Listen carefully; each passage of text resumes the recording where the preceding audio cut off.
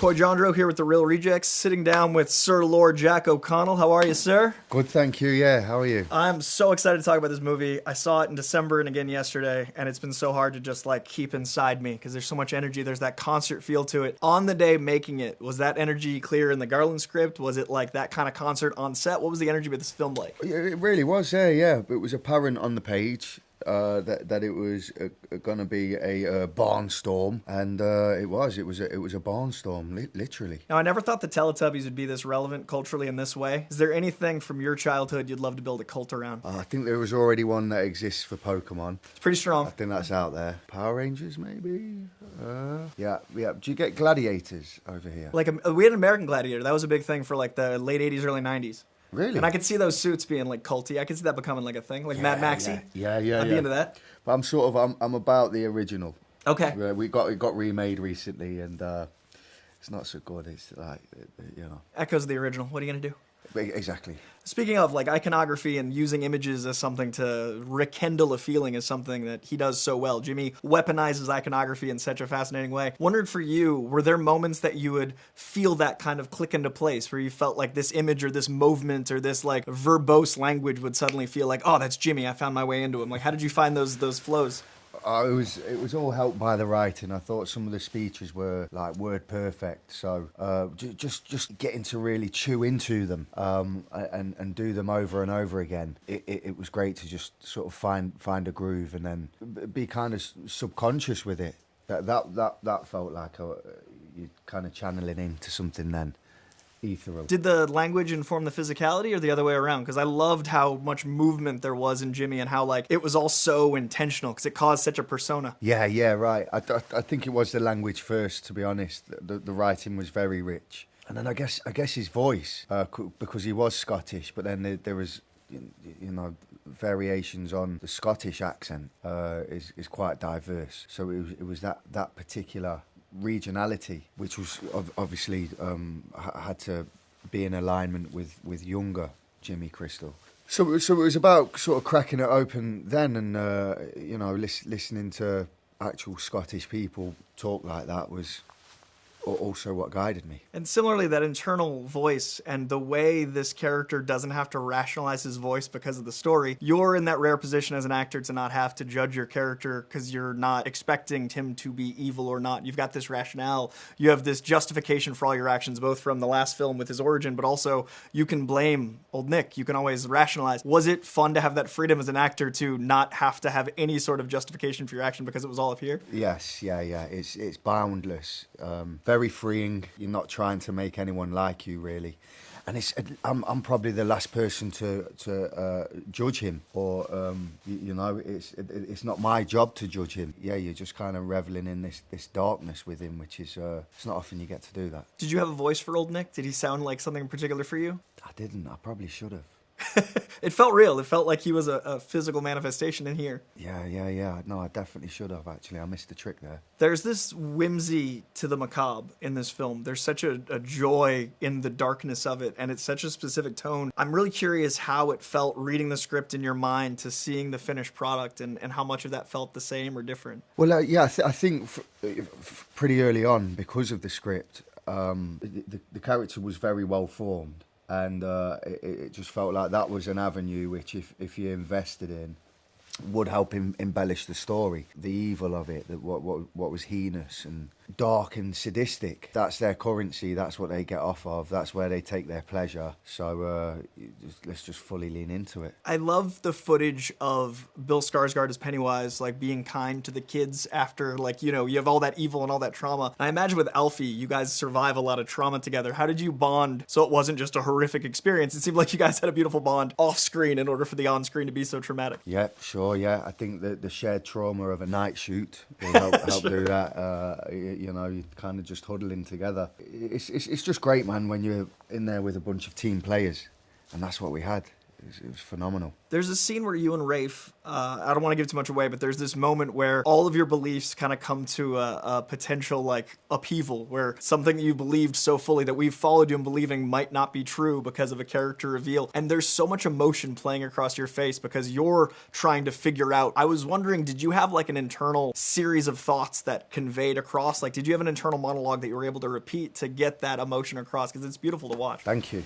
I think just what Rafe was giving me time after time. Part of the smoke and mirrors of what we do is, obviously we have numerous attempts at it, but you're trying to recreate it as if it's the first time every time. And yeah, the way that unravelled was sort of meandering because of what Alex had written, and it was just about hitting those beats, I guess, and getting to connect with Rafe in those moments was a massive joy. Was it like at any point improv, or was it all because the character's been so built, the language felt so naturalized? Because there's so many comedic beats in that shouldn't be funny, that are so funny because the circumstances, that it feels almost improvisational. Was that intentional, or did that just edit that way? I guess so. I mean, look, there was no like, we were never told there was any strict need to stick to the script at all times. So we were allowed to riff as and where those opportunities might present themselves. But again, the script was so phenomenal that, we just had plenty there. Now, I first discovered your work with Startup all those years ago, and I'm a big Tom Hardy guy, and I see this trajectory you're on that's amazing. The directors you've worked with, like Angelina Jolie, Ryan Coogler last year, Michael frickin' Mann. But Nia DaCosta's got such a vision in this film, and I'd love to know what her set is like and how that differs from other sets. Like, what's she like as a director? Nia's the first director I've worked with where we've been the same age, so that's kind of cool. Like with the dynamic, we're just from the same era, and obviously we reference sort of back in the day quite a lot in this movie because that's when popular culture went kaput. So like 2001. So being the same age and both being kind of 11 when that supposed collapse of culture took place, we were just bringing things forward into our movie from that zeitgeist. So it was very nostalgic, and we could share that in common. She's brilliant, and I love her style. She's tough as nails. She's just in there, start to finish with you. No shortcuts, rolls her sleeves up. Just a great ally to have. And my last question's a little selfish. I love Ireland so much, and I heard your dad was from one of my favorite places. County Kerry is amazing, and you popularized Rocky Road to Dublin, so thank you. It is so special to hear, like, in the world. Is there any place you'd recommend in Ireland for people to, like, visit? Do you have any, like, favorite haunts? I'm going back in a few months for my honeymoon, and I, like, want to discover more. Any spot you love? I think, man. You've been to Kerry? Yeah. I think Kerry is one of the best places on earth. If the weather was better, they say Donegal is beautiful. I've never been. I've travelled Ireland quite a lot, and Donegal is where I want to go to next. The Cliffs of Moher really changed the world for me. It was like the Grand Canyon over the ocean. It was like a transcendent experience. Did you do the Wild Atlantic Way then? Yeah. I went from west all the way down the coast and down the south up. Perfect. It was so special. Brilliant. Absolute pleasure, man. I've loved your work for years, and this was really something special, and it's such a beautiful, wonderful film. Thanks very much, dude. Appreciate it. Absolute pleasure. I'm Coy Jandreau here with The Real Rejects, sitting down with Nia DaCosta. I was just saying I'm obsessed with your Candyman, so I definitely want to talk some Candyman. But 28 years later, Bone Temple is getting me so deeper into horror, and I love how much energy is in this film. There's this bombast to it. Was that something you felt in the script? Is that something you wanted to bring? How has that energy developed through the process? I think a mix of both, because I tend to, there's a line in the film, let's turn this up to 11, and as a filmmaker, I really enjoy doing that. But I think there's a balance, because like there's the Kelson world and then there's the Jimmy world, and the Jimmy world is crazy and insane, and Kelson world like starts off really peaceful and it's beautiful, and you're like static images of like trees and the Bone Temple, and then those worlds collide and it's fireworks, and so I knew that we had to have that balance of like the bombastic and the slower peaceful moments. And the dashes of Burning Man and that like carnival energy as a burner. I'm not invoking Burning Man. I'm so sorry. I'm happy for you and I'm proud of you that you go out there, but I did not invoke that. My audience, it felt like a concert, and there was someone behind me that went, Burning Man, and I was like, you do, oh, you as well, so I'm not alone. God, can you build a Bone Temple? Oh, I would love that so much. Okay, guys, then next year's art truck is going to be a Bone Temple that drives around. I'll be Kelson. So in the same vein of this bombast and energy, I love, once you see the film, the recontextualization of the poster. Yes. That image that has been seared in my mind, and the moment it happens, was that an on-the-set discovery? Was that something you were leading to? Did you know you wanted to grab that and make it the poster? Oh, no. Well, the Sony marketing department is fantastic. I mean, you guys all saw when they did the trailer for Danny's movie and my like God. used boots and like they're brilliant. And so when we came into doing mine, they sent me this and like, we love this image, and I was like, so do I, and I was like, great. I love it.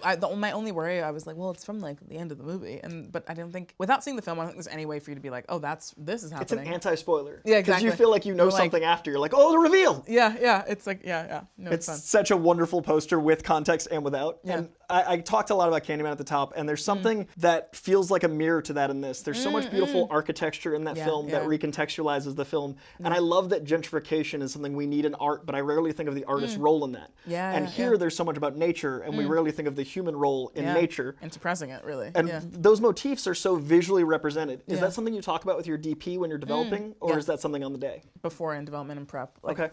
I was really clear. This is in part about the beauty of the world we live in that we suppress because we're just like stomping all over everything. But like what happens, like when COVID happened, like what happens when we're kind of taken out of the equation for a bit. And so in this world, the infected kind of become a part of the flora and the fauna, and they're integrated into this world, and they're a part of it, not fighting it. They're just fighting us.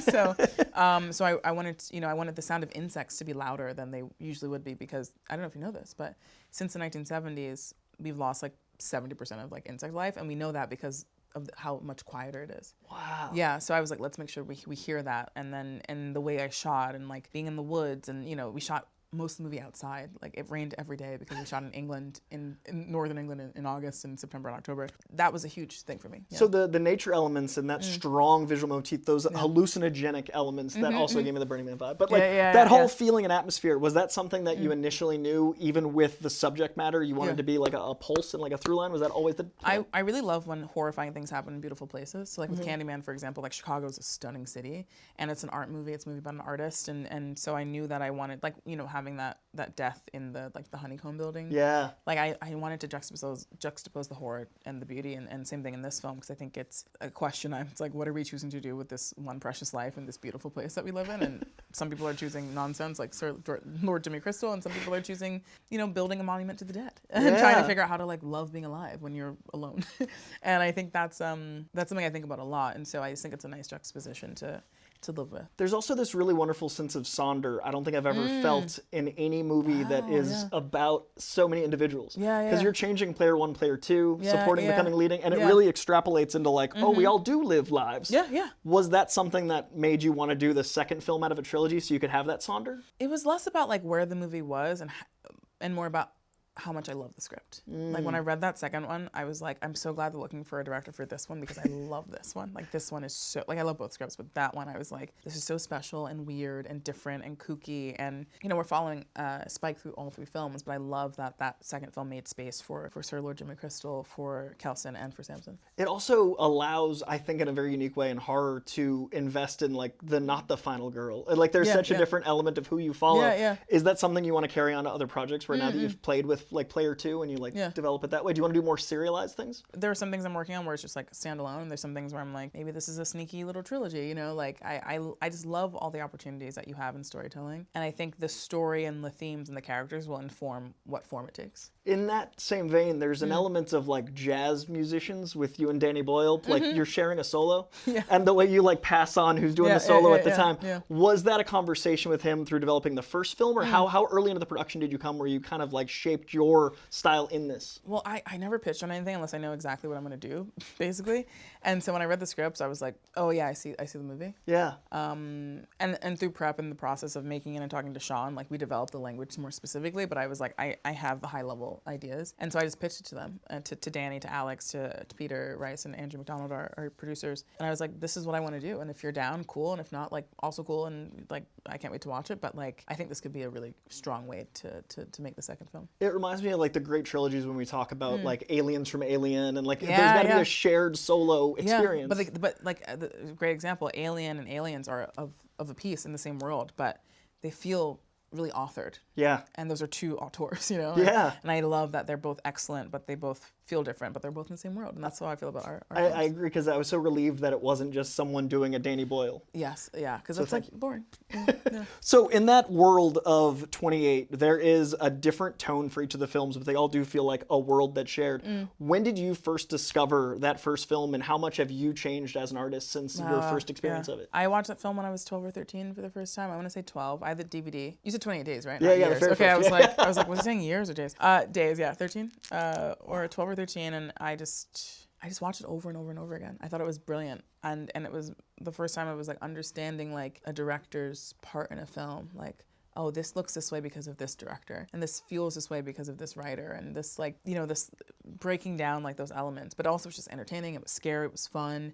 I loved following these characters, Selena and Jim, and I just thought it was beautifully done. And so to be here now, it's crazy. Now, the macabre whimsy is how I've described this film, great. which is a really fine line the whimsy, to walk. dark whimsy, yeah. Yeah, and when that was being developed, you said from the very beginning you had a vision, you wanted to do this. Yeah. That pre-production into production into post-production, how much of that sensibility changed in the edit? Like, how much of that was like, this is what I set out to make, now it's here? Very little. This movie came together it was so straightforward. Like, also because of the way I shoot, I'm not someone who's like, let me just shoot whatever and see what I want to do in post. Like, I go into the day knowing what I want, and we'll add and discover and play, but like I have to have a clear idea, otherwise I'm just like, what am I doing here?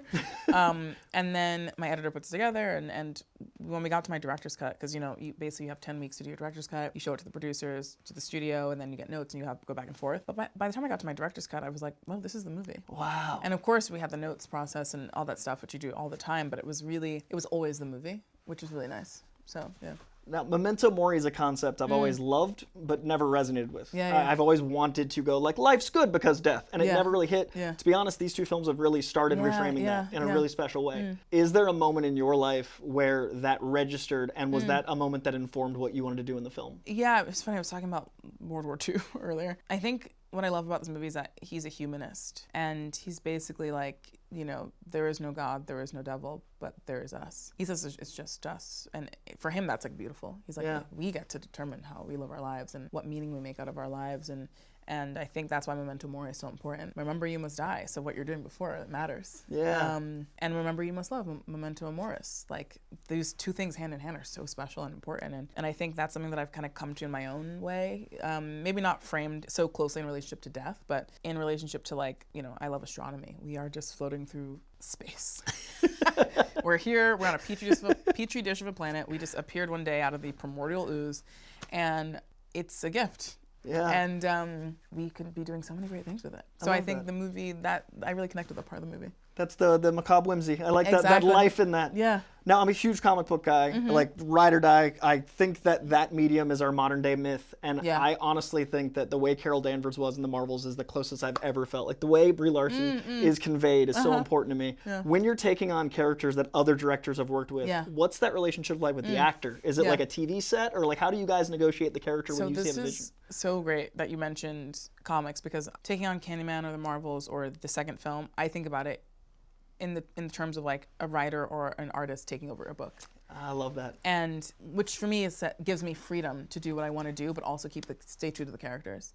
So like, because my favorite thing is when a new artist takes over, and it's always a bit jarring. You're like, oh, what do you mean? But then the characters are consistent. Yeah. I hate when it's like a writer takes over and you're like, that's not the character, Right. And so for me, it's really important that the actors and I are building the same character and we're on the same page, and that they feel that there's a lineage as well. And then, like working with Sam Jackson on Nick Fury. Sure. The man's played that character for 15 years. He knows it. He knows what's happening, and so I'm not here like, I have a great idea to change everything. That'd be dumb. But we do we're like, what's his context now? Like, how does he feel about these people here in this context? That's what we're playing towards. And because he's played the character for 15 years and I've watched the character for 15 years, like we both have a commonality of like what it should be and how it should feel, but how we can make it different based on the situation, not based on like ego or whatever. And same thing with this, like the gift of this was that I got to expand the characters of Kelson and Jimmy. and Alfie or Spike in a certain way. So it was less about shifting or changing, but more just like giving more. I love that. The artist is the exact way it feels, because it does feel true to the writing of the world. Yeah. And it's definitely there. My last question for you. With this horror renaissance I consider us living through, like horror feels so special right now. Yeah. I consider Jordan Peele such an architect of that. It's so important. Yeah. Was there any lesson you learned from working with him that helped inform your work here? He's really interesting because he's just like, he's someone who's like, it has to be right. We work very differently though. Like we work very differently on set. Like, so there wasn't a lot that I was like, oh, I would do that. But I just think he's so brilliant. And I'm such a fan of his, and I just think like he always wants to get it right, and he doesn't stop until he's satisfied. And I think that sort of drive to make sure it's perfect and make sure it's exactly what you want is really inspiring. Yeah. And so that's something I definitely bring with me into everything. Yeah. Our real last question: favorite comic you'd recommend to people that might not know, like your own personal Bible. My own personal Bible. Okay. I don't have one of those, but I've been thinking about this a lot lately, and I was just talking about this. Invincible. Oh, Robert incredible. Kirkman's. For me, it's really that father-son relationship. Yeah. Is so like, man, like it's so intense, obviously for obvious reasons, and I like that. I like superhero things that are kind of like adult, you know, And subverting, and like that's subverting that superhero stuff myth. exactly. And I think it's beautiful, and I think it's like I just love it so much. This very much subverts, and the violence of Ryan Otley art. Like Yes. totally, I see why Yes. that's yours. Yeah. Hello. Totally plays. Thank you so much for your No, work and your time. Thank you for having me. I really appreciate It was it. great. Yeah.